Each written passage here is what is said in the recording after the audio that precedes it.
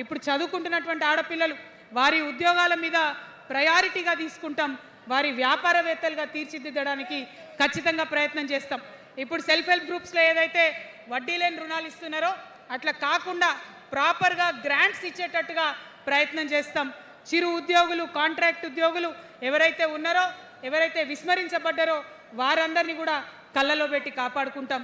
ఇవాళ ప్రారంభం మాత్రమే, అనేక అంశాలు చెప్పుకున్నాం, కానీ ఖచ్చితంగా పాంచజన్య శంఖం పూరిస్తాం.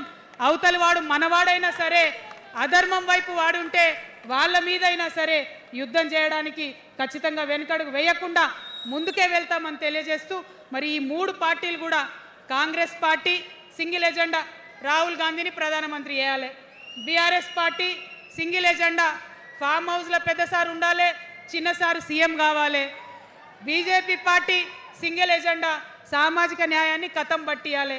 కాబట్టి ఈ మూడు పార్టీల మీద కూడా యుద్ధం చేసేది ఉన్నది. అలుపెరగని పోరాటానికి సిద్ధం కావాలని చెప్పి మొత్తం మన జాగృతి సైనికులందరినీ కూడా నేను పిలుపునిస్తా ఉన్నాను.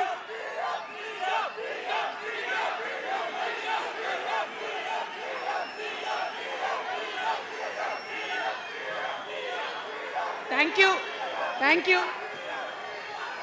జై తెలంగాణ, జై తెలంగాణ.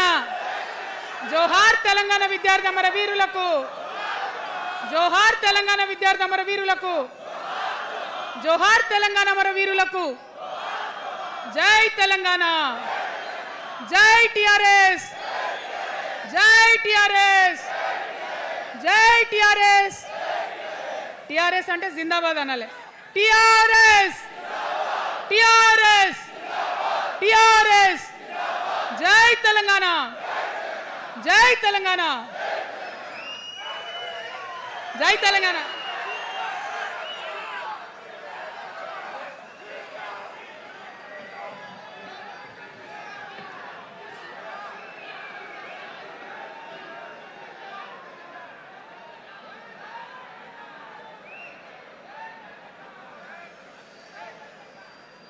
తెలంగాణ రాష్ట్రంలో కొత్త పొద్దు పొడిసే